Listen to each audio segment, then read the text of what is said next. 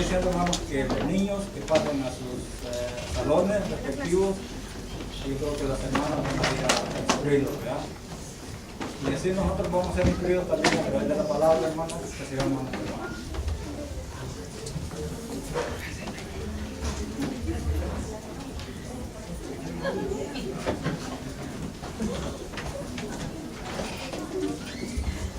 Amado pueblo de Dios, paz a vosotros. Paz. Tengan la bondad de acomodarse, hermanos.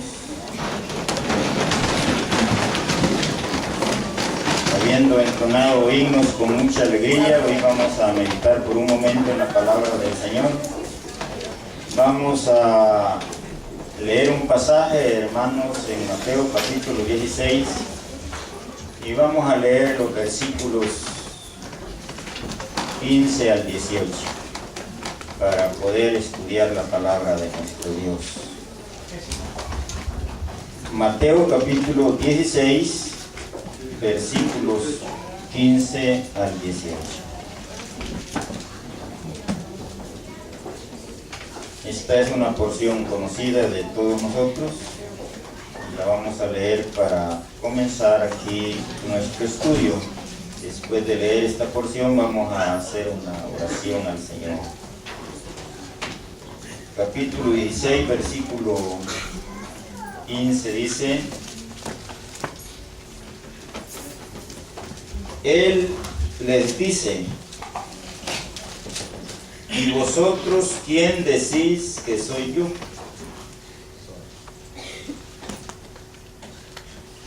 Quiero que leamos desde el versículo 13, hermanos, para un mejor entendimiento. Versículo 13. Mateo 16, 13.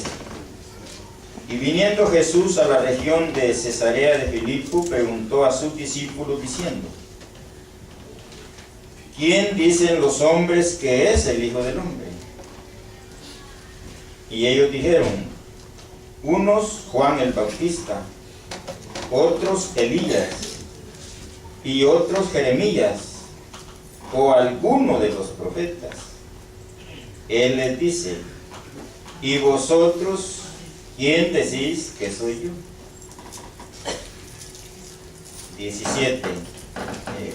16. Y respondiendo Simón Pedro dijo: tú eres el Cristo, el Hijo del Dios viviente. Verso 17. Y respondiendo Jesús le dijo: bienaventurado eres Simón, hijo de Jonás, porque no te lo reveló carne ni sangre, sino mi Padre que está en el cielo. Verso 18. Y yo también te digo que tú eres Pedro, y sobre esta roca edificaré mi iglesia, y las puertas del infierno no prevalecerán contra ella. Vamos a hacer una oración al Señor.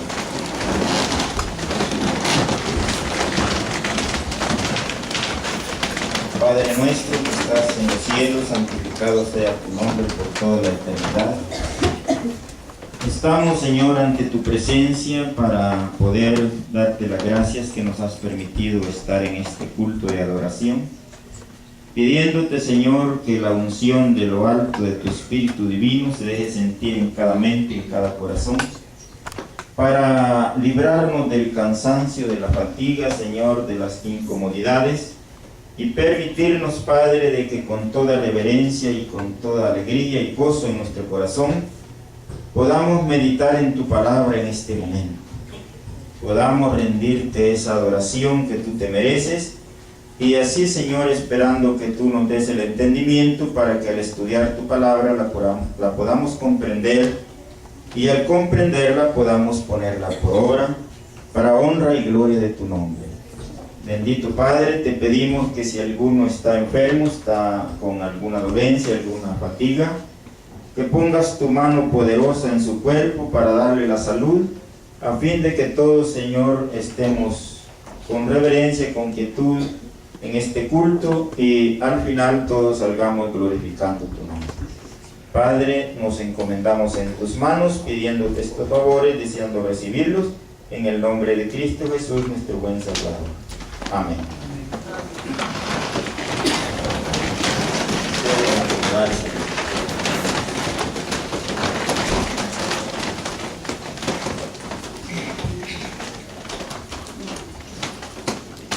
Vamos a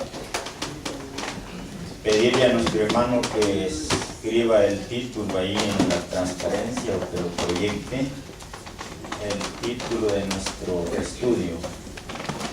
Vamos a tener un estudio pequeño, pero es un estudio doctrinal, es un estudio de la doctrina de la iglesia, hermanos.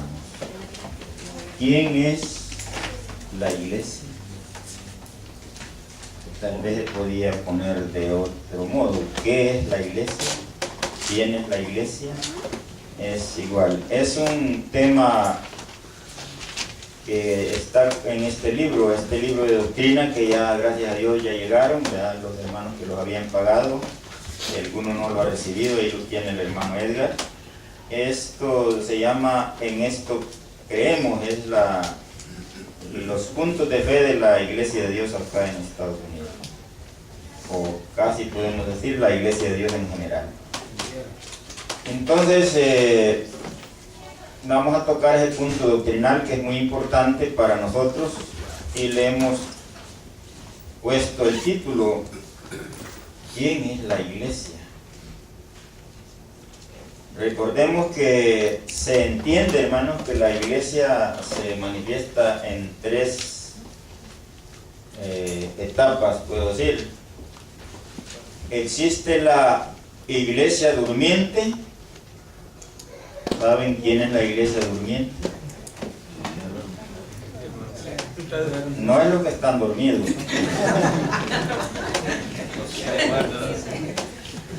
¿Cuál es la iglesia durmiente?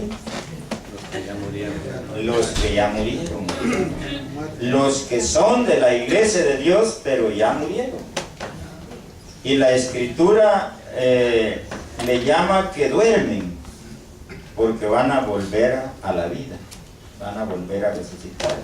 Entonces esa es la iglesia que ha existido, hermanos, en otros tiempos, pero que ya cumplieron, ya, como dijo el apóstol Pablo, ya están esperando su corona, y ellos ya terminaron su caminar.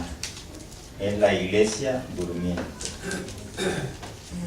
Y luego está la iglesia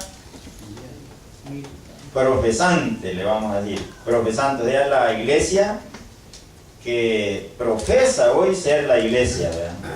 La iglesia presente, o sea, la iglesia de hoy, los vivos, ¿verdad? Es la iglesia profesante, pero en la iglesia profesante hay dos partes.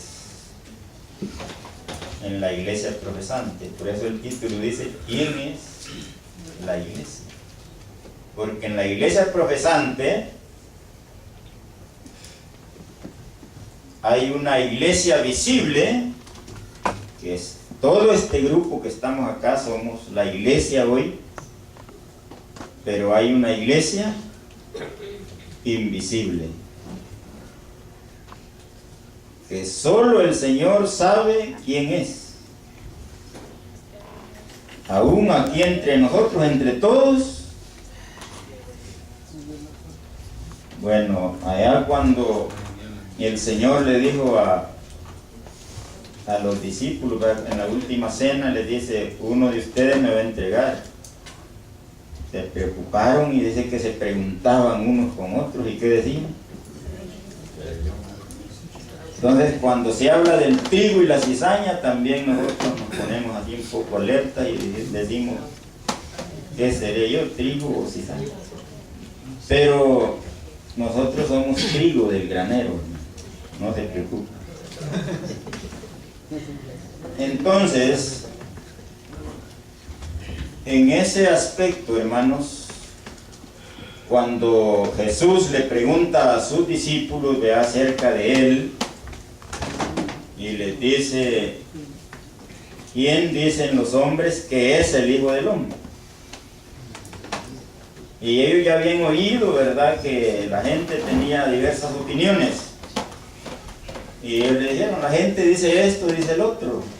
Bueno, eso es lo que dice la gente, pero ustedes, que eran los 12, ¿quién dicen que soy yo?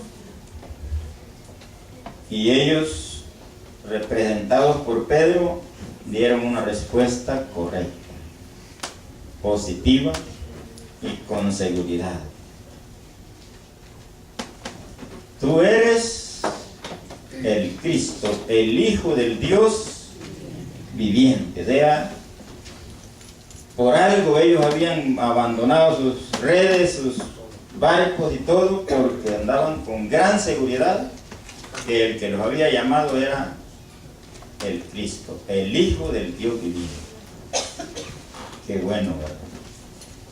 Pero luego le dice el Señor: yo también te digo que tú eres Pedro. Que Pedro, según significa piedra. Pero no le dice: sobre esta piedra voy a edificar mi iglesia, sino que le dice, verso 18: y yo también te digo que tú eres Pedro, y sobre esta roca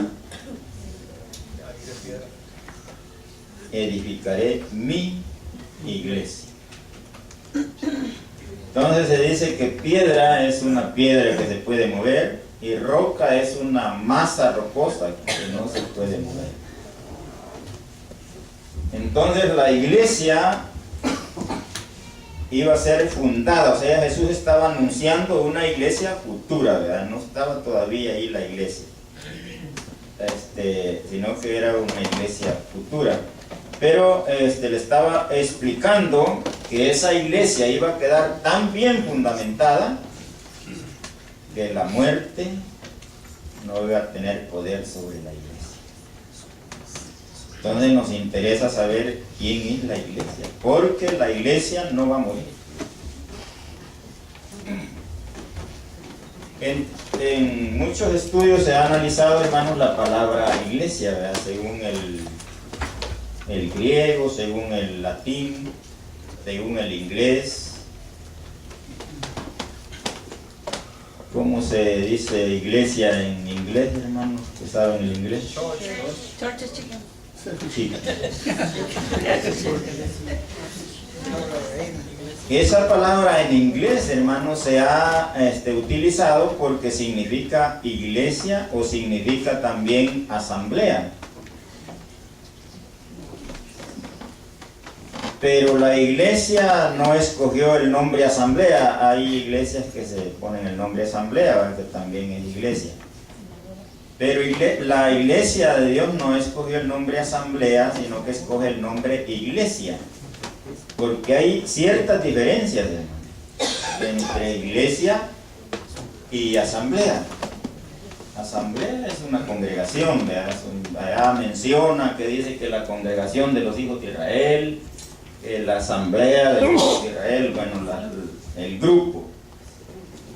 Pero una asamblea puede ser lo que estaba sucediendo una vez allá leamos en Hechos un pasaje, hermanos, por favor, en el libro de los Hechos. Vamos a leer un pasaje. Es el capítulo 19 de los Hechos, y solo vamos a leer un pasaje. Creo que estas cosas estaban aconteciendo allá en tiempos de los viajes misioneros de Pablo.